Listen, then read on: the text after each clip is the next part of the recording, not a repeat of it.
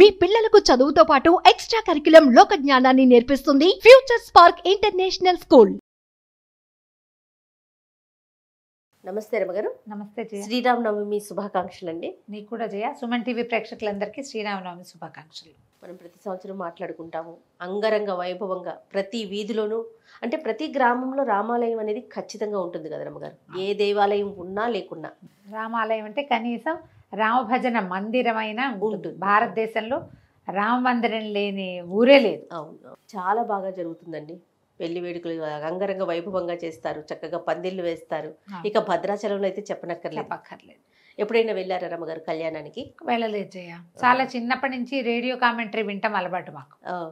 నాకు 4-5 ఏళ్ళు ఊహ వచ్చి బాగా మాట్లాడడం వచ్చిన దగ్గర నుంచి మా ఇంట్లో పెద్ద రేడియో బల్ల, పెద్ద రేడియో దానికి ఏమిటో ఇలా యాంటెన్నాలు అవి కూడా ఉండేవి చిన్నప్పుడు. టీవీకి కూడా యాంటెన్నాలు లేవు అసలు. యాంటెన్నాలు ఉండేవి, గందరగోళంగా ఉండేది. ప్లగ్ పెట్టడం బాగా వినేవాళ్ళం. మొత్తం రామాయణం పూర్తి కామెంటరీ. మధ్య మధ్యలో మా కజిన్ బ్రదర్స్ వాళ్ళు కూడా వెళ్తుండేవాళ్ళు.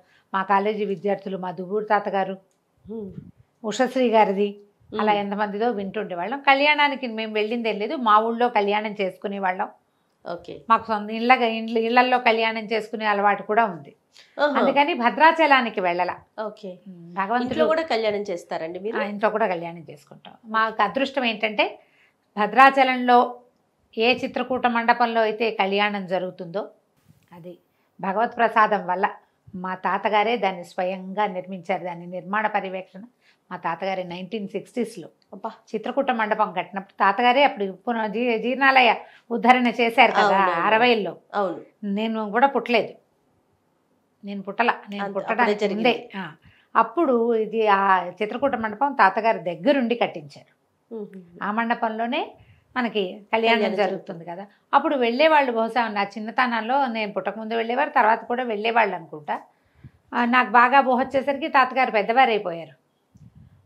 1-2 సార్లు వెళ్ళటం తెలుసు నాకు, అంతకంటే బాగా తెలియదు. ఎప్పుడు ఇలాగే తర్వాత మా ఊళ్ళో ఉన్న భజన మందిరంలో కళ్యాణం చేసేవాళ్ళు.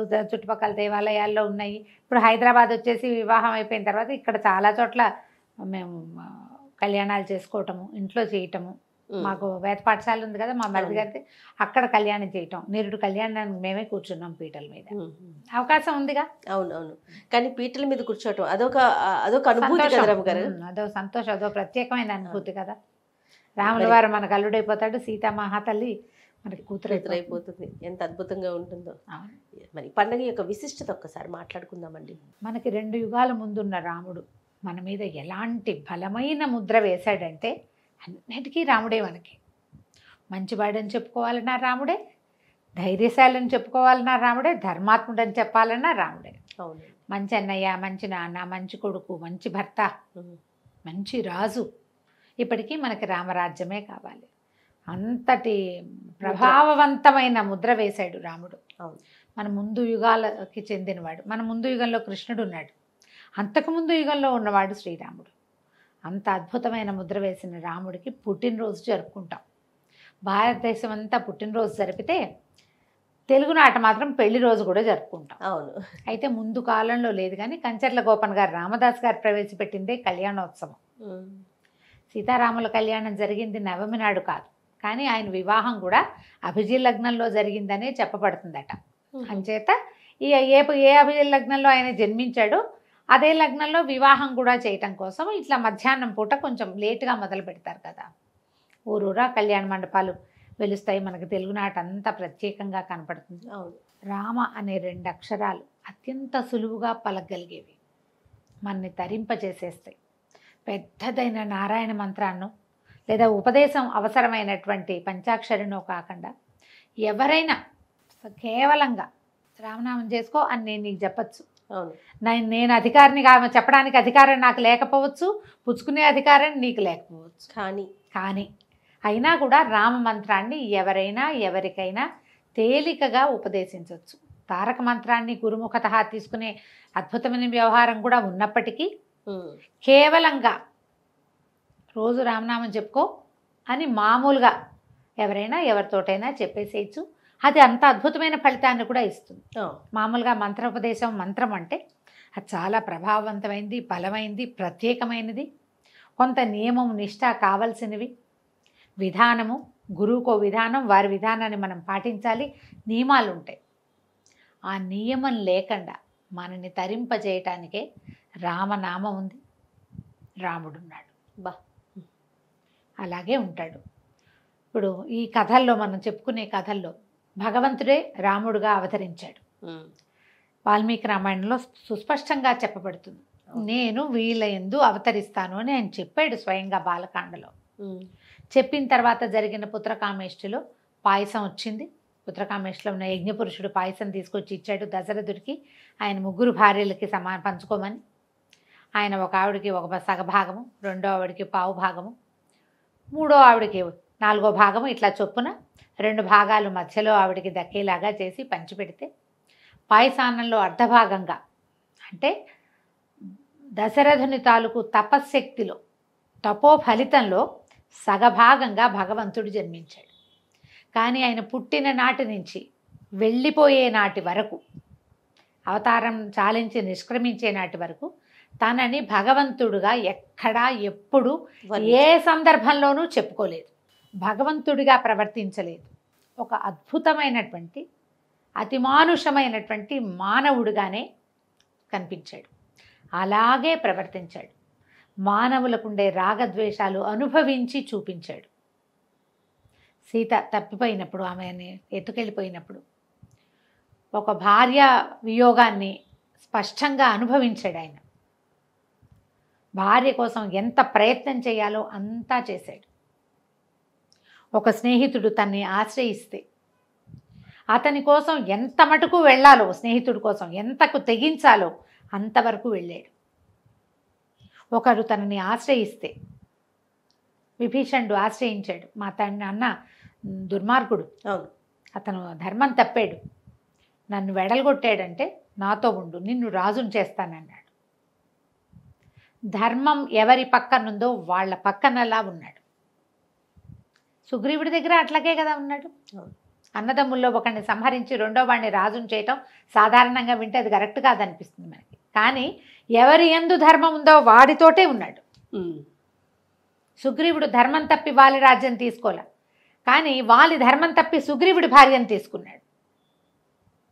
వాళ్ళు అడిగేట, నువ్వు నన్ను అన్నయ్య ఆశ్రయించుంటే నీ భార్యను తీసుకొచ్చి చేతిలో పెట్టేవాడిని, నువ్వు సుగ్రీవుడు ఆశ్రయించవని. నువ్వు సుగ్రీవుడి భార్యని, అతను జీవించి ఉండగా అతని భార్యని నీ భార్యగా చేసుకున్నావు, నువ్వు అధర్మంలో ఉన్నావు. సుగ్రీవుడు ధర్మంతో ఉన్నాడు. ఒక ధర్మం తప్పిన వాడితోటి నా భార్యను వెతుక్కోవడానికి సహాయం కూడా నేను అడగనన్నాడు. నిజానికి వాళ్ళు మహాబలవంతుడు. రావణాసురుడు ఆయన తోకలో ఉన్న ఓ చిన్న వెంట్రుకతో సమానం వాలికి. వాళ్ళని ఆశ్రయిస్తే చాలా సులువుగా పని అయిపోయేది. కానీ రాముడు ధర్మం తప్పడు. అధర్మంగా ప్రవర్తించేటువంటి వాలితోటి స్నేహాన్ని కూడా ఆయన ఇచ్చగించాలి. మనుషులు ఎలా ఉండాలో అలా చేసి చూపించాడు. నువ్వు ధర్మంతో ఉండు, బలవంతుడు కాదు, ధర్మాత్ముడితో ఉండు. బలవంతుడితో ఉంటే కొన్ని పనులు అవుతాయి, కానీ ఒక్కొక్కసారి వాడి బలం నీ మీదకి అతి బలంగా ప్రవర్తించవచ్చు. కానీ ధర్మాత్ముడితో ఉంటే వాడు ఎప్పుడూ ధర్మంతో ఉంటాడు, తన విధి విధానం ప్రకారం ఉంటాడు. అలాంటి ప్రత్యేకమైన వ్యక్తిత్వం ఉండటం వల్లే రాముడు ఇప్పటికీ మనకి ప్రత్యక్ష దైవంగా ఉన్నాడు. ఆయన ఏ మహిమలు చూపల, మహత్మ్యాలు చూపలేదు, ఏది ఎవరికి ఇచ్చేసినట్టుగా మనకి కనపడదు. అంటే ఒక ఏదైనా కోరుకోగానే ఇప్పుడు కుచేలుడికి కృష్ణుడు అతనికి రాజ్య సంపదలను చాలా సంపదనిచ్చాడు, అలాంటిది చేయలే, శక్తితోటి చేశాడు, బలంతో, ధర్మంతో, న్యాయబుద్ధితోటి చేసినట్టే కనిపిస్తుంది. మనిషిగా ఎలా ఉండాలో, ఒక పరిపూర్ణ మానవుడు ఎలా ఉండాలో అలా ఉండి చూపించాడు. కాబట్టి రాముడు మనకి దైవంగా ఉన్నాడు. ఆ రాముడిని ప్రతి సంవత్సరం ఆయన పుట్టినరోజు నాడు తలుచుకోవటం, ఆయన తాలూకు ప్రత్యేకమైన కళ్యాణ గుణాలకి కారకురాలైనటువంటి సీతామహాసాధ్విని కూడా ఆ రోజునే తలుచుకుని ఆమెను ఆయన పక్కన కూర్చోబెట్టి ఇద్దరికి వివాహం జరిపి, ఆ వివాహ వేడుక మన చేత్తోటే చేస్తున్నంత సంతోషంగా ఆనందంగా జరుపుకునేందుకు మనకు ఒక అవకాశం లభిస్తుంది. ప్రతి ఏటా చేస్తాం. మన పుట్టినరోజు జరుపుకున్నట్టే రాముల వారి పుట్టినరోజు, కృష్ణ పరమాత్మ పుట్టినరోజు కొంతమంది ఇష్టంగా చేస్తారు, కొంతమందికి అలవాటు ఉండదు. రాముల వారి పుట్టినరోజు అందరికీ పుట్టినరోజే, అందరూ చేసుకుంటారు. ఎందుకంటే ఆ రోజు కళ్యాణం కూడా చేస్తాం కాబట్టి, రాముడే మనకి ఆదర్శ పురుషుడు కాబట్టి. అయితే ఈ రోజున మనం ఇంట్లో ఉదయకాలమే కాస్త ఇల్లు శుభ్రం చేసుకోవటం, మనకి చేతనైనంత పూజ చేసుకోవటం, రాముడిని తలుచుకోవచ్చు. రాముడికి సంబంధించిన ఎన్నో రకాల శ్లోకాలు స్తోత్రాలు ఉన్నాయి. రామరక్షా స్తోత్రం అని, తర్వాత శ్రీరామ ఆపదుద్ధారక స్తోత్రం అని, రామ అష్టోత్తరాలు, ఇలా ఏవైనా 4-5 శ్లోకాలు చదువుకుని, రాముల వారి పట్టాభిషేకం లేని ఇల్లు ఉండదు. అందరి ఇళ్లలోనూ సీతారాముల పటం ఉంటుంది. పటానికి కొంచెం గంధం కుంకుమ అలంకరించి, పుష్పాలతో అలంకారం చేసి, ధూపము దీపము చూపించి, ఆ నైవేద్యం రాముడికి పెద్ద నైవేద్యాలు కూడా ఏం అక్కర్లేదు. సింపుల్గా అంత బెల్లం ముక్క, ఓ ఏలక్కాయ, ఒక 2 మిరియాలు తగిలిస్తే చాలు. కొద్దిగా పానకము వడపప్పు నివేదన చేసుకుని రాముడిని తలుచుకోండి. మీ ఇంట్లో రామాయణం పుస్తకం కనుక ఉంటే 1 పేజీ మీ అవకాశాన్ని బట్టి చదువుకోండి. చాలామంది కొంటారు, ఏం చదవరు, పైన ఎక్కడో కనపడుతూ ఉంటుంది. వచ్చిన వాళ్ళు అబ్బో మీ ఇంట్లో రామాయణం ఉంది అంటే సంతోషంగా ఉంటుంది. కానీ దాన్ని మనం ఏం చెయ్యం కదా. పర్వదినం రోజున తప్పకుండా చదవగలిగితే ఎక్కువ చదవండి, లేకపోతే కొన్ని పేజీలైనా చదువుకోండి. చదవగలిగే వాళ్ళు ఉంటే కనుక సీతా కళ్యాణ ఘట్టం, పుత్రకామేష్టి ఘట్టం చదువుకోవచ్చు, సీతా కళ్యాణ ఘట్టం చదువుకోవచ్చు, అయోధ్యకాండ మొదటి 2 సర్గలు, రామగుణ వర్ణనం కావాలంటే అది చదువుకోవచ్చు. లేదా ఇవన్నీ కాదండి చివరి సర్గ చదువుతామంటే పట్టాభిషేక సర్గ యుద్ధకాండ చివరిలో ఉంటుంది. ఏదైనా ఒక సర్గ చదువుకుని రాముల వారి పుట్టినరోజుని సంతోషంగా ఆనందంగా భక్తి తత్పరతతోటి జరుపుకుందాం. తప్పకుండా రమ్మగారు. నమస్తే. నమస్తే జయ.